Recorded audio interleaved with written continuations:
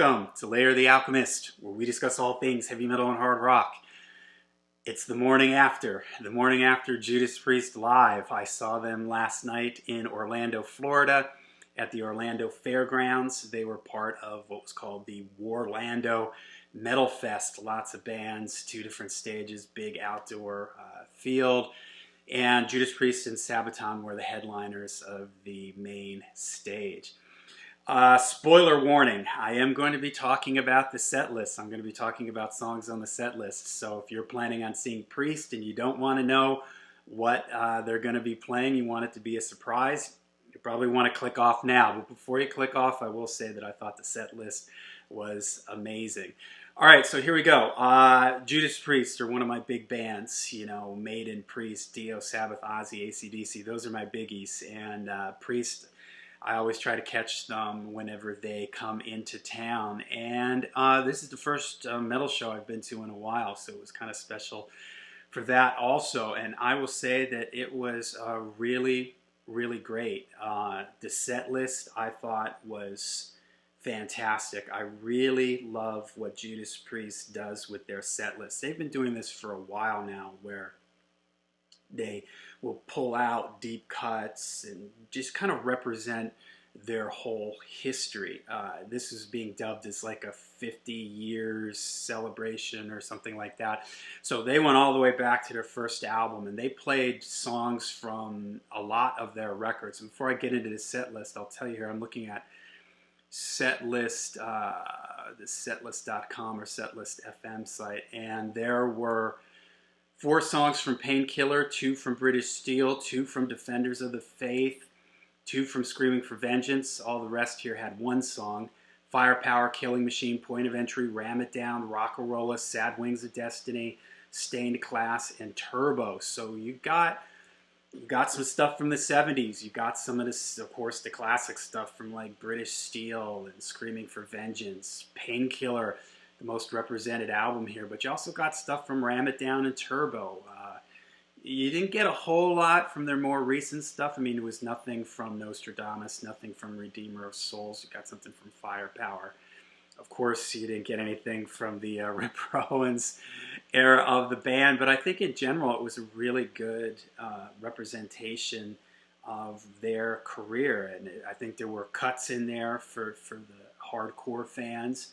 There was enough of the recognizable songs that, you know, the quote hits, but they also left off a lot of, and I'm gonna go through the set list in a second. You know, they left off some songs that you would have expected them to play, that they normally play. For instance, they didn't do Green Manalishi, and they didn't do Diamonds and Rust. I mean, like, Diamonds and Rust is a song that they like always play. It's one of their, you know, bigger numbers, and I think it's cool that Priest isn't afraid to, you know, kind of push aside maybe a few of those to bring in some more deeper cuts or things that they haven't played in a while. I thought that the band sounded great. I mean, you know, as everybody knows, Glenn Tipton is battling Parkinson's, so he's not with the touring band. They have Andy Sneap on guitar and Richie Faulkner, who's been with the band now for, you know, a little couple albums. And it was interesting because the last time I saw them, Glenn was in the band, and of course Glenn plays the solos that he normally plays, so Richie Faulkner was playing KK Downing's solos.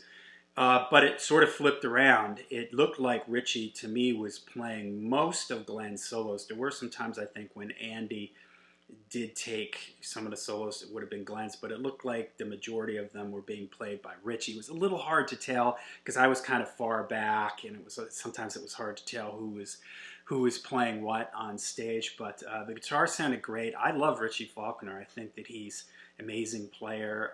His guitar sounds great. He also adds a lot of cool little like fills and stuff in between songs, like when they did You Got Another Thing Coming. He just throws in these cool little things to just add to the riff that I think are really neat. Unfortunately, when the show started, there was something happening with the sound. The whole low end was not there. There was no kick drum. There was no bass guitar. It was as if the subwoofers, the woofers in the stereo system were off or something, and it took them like 3 or 4 songs to sort of straighten that out. which was disappointing. You know, you kind of want them to come out with a bang. And the show did start with a pretty cool bang. They had that big Judas Priest symbol sort of descend from the ceiling and lights flashing off of it. And it was like this spoken word thing about it. And metal was created, you know, 400,000 years ago in molten steel or something like that. This like spoken word creation of metal type of thing, which I thought was really cool. And then, all right, so Rob, I had seen a video of them. This is pretty early in this tour. I don't know. I think maybe they've done like 2 or 3 dates before Orlando. And I saw a video of maybe the first date of the tour, I think, or they played in my hometown, my old town in Allentown, Pennsylvania. I saw some clips there, and I thought he sounded a little bit tired, and I was a little bit worried. I was thinking like, uh-oh, you know, I wonder if Father Time has caught up with the metal god, but of no fret, do not worry. He came out super strong, man. He sounded amazing. Now, Rob, he ducks in and out of some of the higher notes from the original song. Sometimes he takes things down, you know, a note just to avoid some of the higher notes. And I'm okay with that, you know.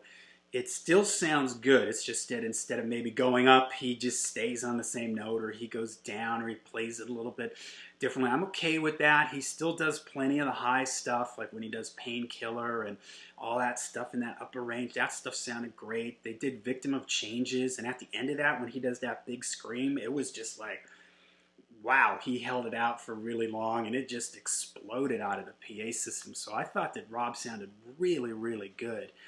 Very impressive, and it's I admire the fact that he's doing what he needs to do to sound good. If he needs to change things a little bit, dodge this, you know, rephrase this, I'm okay with that, because in the end he sounded good, and he sounded good from beginning to end. So I don't know, maybe it just takes Rob a couple shows to start getting warmed up or something. I don't know, or maybe just that one particular video clip I saw from a previous show didn't do it justice, but I thought he sounded great.